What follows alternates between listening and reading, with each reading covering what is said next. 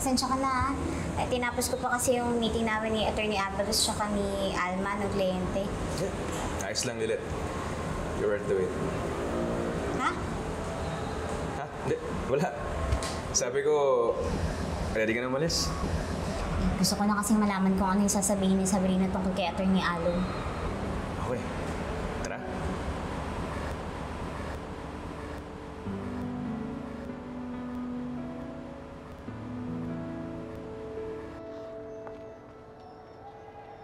Saan kaya si Sabrina? Ang usapan namin, alas 4 kami magkikita eh. Tawagan mo na kaya. Kanina ko pa nga sinusubukan tawagan yung telepono niya. Pero hindi ko makontak eh. Hindi kaya nagbago na yung isip niya?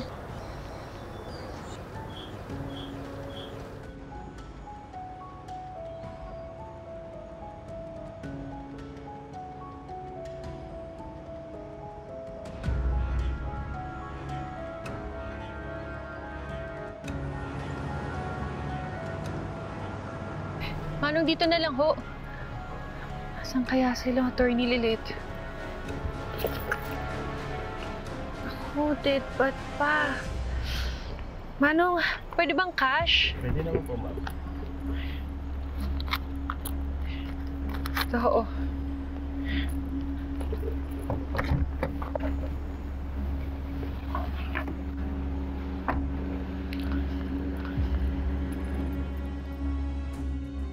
Sa wakas dumating ka ring traidor ka. Kanina pa kita hinintay dito. Kung inaakala mo basta-basta mo na lang ako ma-expose sa lahat ng mga kalabang ko, nagkakamali ka, Sabrina.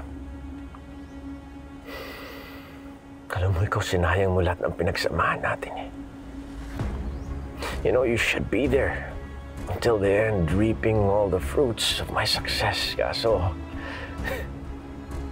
wala eh. Traffic kasi. Kung gusto mong laro, pues, pasensyahan na lang tayo. Dahil lahat ng taong sagabal sa mga plano ko, kailangan mawala sa landas ko. Ibig sabihin nung kailangan mo na mamatay, Sabrina. Nasaan kaya sila? Nadating pa ba yun? Kaaksaya lang ata tayo ng oras dito eh. Baka naman pinagkitripan lang tayo ng Sabrina na yun.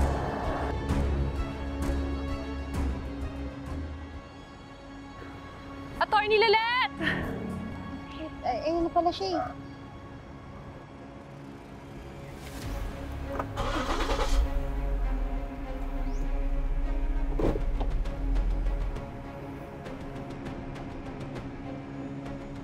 Katapusan mo ng hayop ka.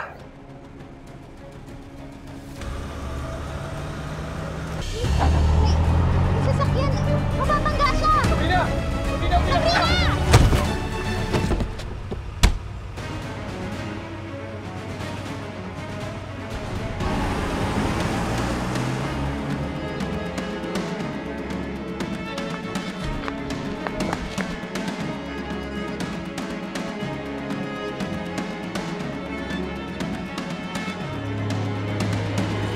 Ma'am, kaano-ano niyo po ba yung biktima?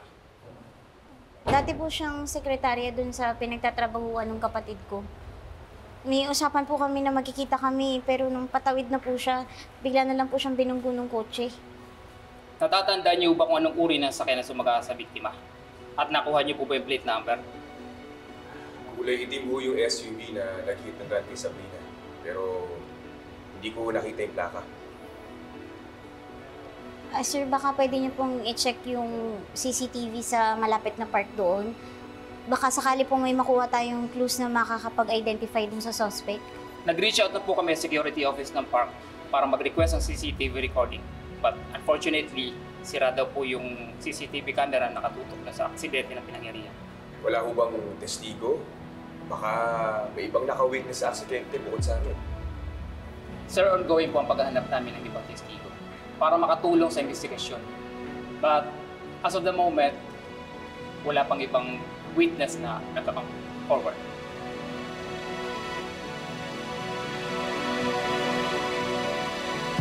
Ako, salamat ka pala sa kotse yung pinahiram mo. Ikaw pa, boss. Malakas ka sa amin eh. Dapat may bonus kami, attorney. Kahit mabilisan, nagawa namin agad yung utos mo.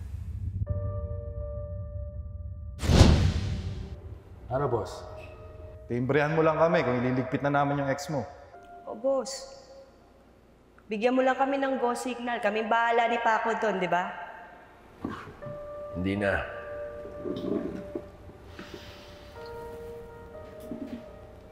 Masyadong personal yung pangtatraidor na ginawa ni Sabrina sa akin. Gusto kong sa sarili kong mga kamay mismo siya magdusa at mamatay. Yun lang ang paraan para mawala tong galit na nararamdaman ko na yan eh.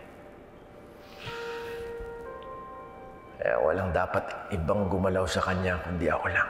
Ako ang magtutumba sa kanya. Pero paano nyo gagawin yun, boss? Kaya niyo ba akong ikuha ng sasakyan? Untraceable, walang plate number. Madali lang yan, attorney. May contact ako sa talyer na nagpapahiram ng mga unmarked na kotse. Pero syempre dapat tama ang halaga. Parintesado, hindi yun magsusumbong sa mga pulis. Paco, gusto ko sirain mo lahat ng CCTV na nasa area ng park. Wala dapat video na makunan sa gagawin ko kay Sabrina. Titirahin ko mamayang gabi ang boss. Siguraduhin niyo lang, ha? Na hindi kayo papalpak. Dahil kapag pumalpak kayo, pati kayong malilintikan sa akin.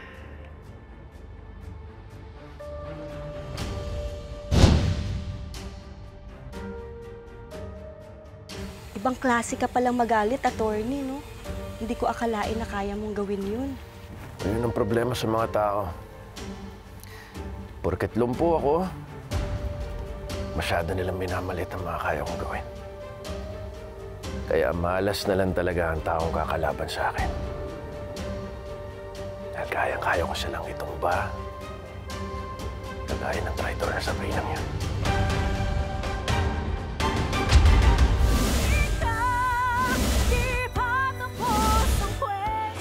Tingin mo, aksidente talaga yung nangyari? Are you suggesting na planado to? Kasi di ba nakikipagkita si Sabrina sa akin dahil may sasabihin siya tungkol kay Attorney Alon? Ano na naman yung sinasabi mo, Paco? Nadinig ko sila, Atty. Lilet, kausap yung doktor. Mukhang lumalaban pa rin yung dati niyang shota eh. May pag-asa para mabuhay. Paano nangyari yun? Concern ka ba talaga kay Sabrina? Eh, di ba kakaresign niya lang sa'yo? And what are you trying to insinuate, Ate Lilet? Hindi ko pa nga kilalang kilala si Attorney Alon. Pero si Sabrina, kilalang kilala siya. Kaya sana nga magising na siya para maikwento niya sa akin yung buong katotohanan tungkol kay Attorney Alon. Gusto ko kasing makilala yung mapapangasawa ng kapatid ko eh.